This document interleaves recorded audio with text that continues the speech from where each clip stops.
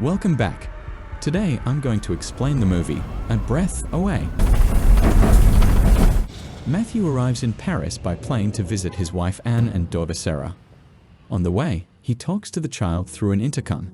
His teenage daughter suffers from a rare genetic disorder, Stimberger syndrome, popularly known as locked-in syndrome. Because of air pollution in the last 10 years, children have begun to appear on the planet with a terrible congenital disease, the essence of which is that they cannot breathe oxygen, the same nasty corrosive substance that we all breathe. For this reason, they are condemned to exist in special biochambers. The cell from which Sarah never leaves, and which her parents never enter, deprived of the opportunity even to hug their daughter, is a small one-room apartment. The girl has several friends suffering from the same disease, with whom she communicates via video calls, among them a boy named No, with whom she is in love. The teenagers jokingly call themselves the Goldfish Society. Sarah also keeps in constant contact with her parents by walkie-talkie.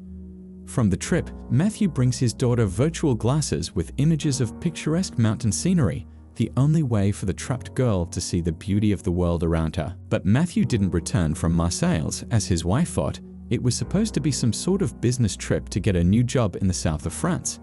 In reality, however, the father of the family was away from Europe.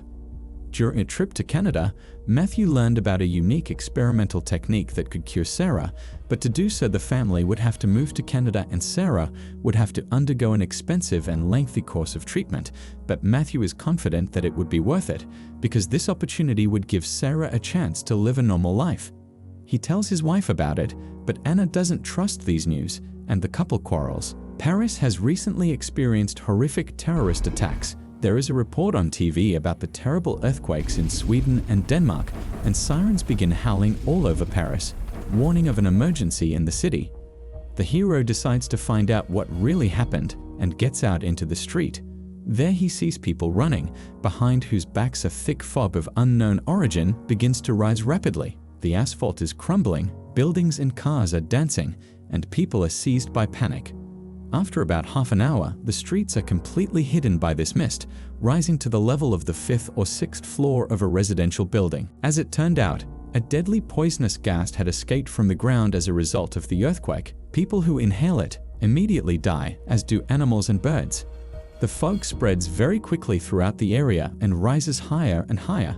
However, this substance differs from ordinary fog in that it is denser and, having risen to a certain height, doesn't move on for some time. Matthew realizes that the only solution is to go as high up as possible, where the fog cannot reach. The parents make the desperate decision to leave the girl alone in her cell and seek rescue themselves on the top floor, in the apartment of an elderly couple, Lucien and Colette. The elderly couple worries about their son living downstairs, but Lucien reassures his wife that their son must have figured out how to escape, just as Matthew did. Matthew climbs to the roof and sees that the city is shrouded in an impenetrable haze. Only the upper floors and rooftops of buildings are visible. He remembers that his downstairs neighbor has an oxygen mask and decides to take it. Holding his breath, Matthew goes down to his apartment and finds the mask and a supply of oxygen.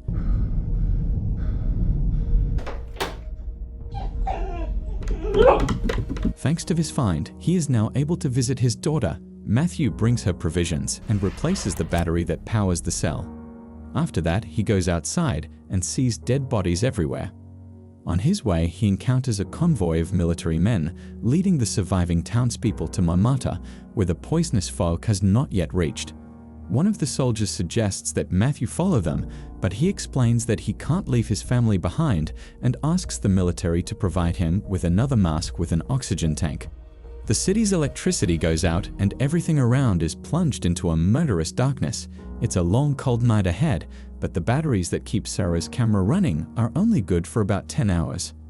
Meanwhile, the mysterious, deadly fog continues to rise slowly, about 2 centimeters an hour. Matthew notices it, making notes on the front door. Without electricity, there is no way for Sarah to survive. At least 2/3 of the city's population is dead. There are no rescue operations, and the family must somehow get out of the situation on their own before the fog fills all livable space. Anna remembers there is a special protective suit for Sarah, one for everyone with Stimberger syndrome. The patients take turns using it when they need to leave their cells. The parents decide to go in search of the suit together, since only Anna knows its whereabouts and Matthew can't let her go alone in a city engulfed by chaos. Before they leave, Sarah tearfully asks to visit No because it is unknown if his parents have survived. The couple goes out into the foggy streets where they are attacked by an angry dog who for some reason hasn't been poisoned by the fog. Running from the furious animal, Matthew falls into the river, unable to make out the road due to poor visibility. He manages to escape and find Anna. Then they get a protective suit for Sarah, but another powerful explosion occurs. The heroes manage to survive, but they face another problem. They run out of oxygen, which is not enough to get home. Matthew selflessly decides to stay on one of the upper floors of the building where they are, assuring his wife that he will find a way back over the rooftops. The couple says goodbye, feeling in their hearts that this could be forever. Anna returns to her neighbor's apartment and is horrified to find that her hard-won suit is hopelessly ruined. Meanwhile, on one of the rooftops, Matthew finds a mask with an oxygen tank. A bloody corpse lies nearby, and a few minutes later a man in military uniform appears and demands that Matthew put the mask down, threatening him with a gun. Matthew quickly puts on his survival gear, pounces on the approaching gunman, and both fall into the thick fog where the enemy immediately dies of asphyxiation. At this time, while talking to her daughter via walkie-talkie, Anna notices that the battery indicator reaches the critical mark. The battery needs to be replaced as soon as possible, but Anna has no oxygen. At this point, Sarah confesses to her mother that she has fallen in love for the first time in her life. Anna decides to save her daughter at the cost of her own life. She goes to daughter's room unprotected, manages to change the battery, and casts a farewell look at her daughter, full of love and despair. On her way back, she falls dead on the stairs, where her lifeless body is found by a returning Matthew. While a grief-stricken father informs his daughter of her mother's death, another earthquake shakes the town, causing even more fog. Matthew decides to go in search of another protective suit that he spotted during a previous outing on the body of one of the dead in an overturned bus. He warns his elderly neighbors of the imminent rise in the fog and the need to leave their home, which will soon be contaminated. However, Lucien and Colette decide to stay and face death within their walls. On the street, Matthew finds an overturned bus, removes the suit from the dead man and rides home on an abandoned scooter, but a human figure blocks his path and Matthew swerves to the side, falls off his scooter and smashes his head in. With all his strength, he contacts daughter, promising her that he'll be back as soon as possible.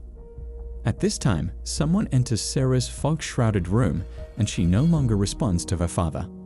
Almost all his strength leaves Matthew, but then he sees two figures approaching him. It's Sarah and No rushing toward him, unharmed. The fog didn't kill them, but allowed them to leave their cells and gain their freedom. Matthew loses his consciousness and wakes up to find that he is in Sarah's cell. He hears her voice, but now they have switched places. Now, the whole world is open to Sarah and No, who have been locked in their cells, and Matthew finds himself in the position of a goldfish, protected from imminent death only by the walls of the saving room.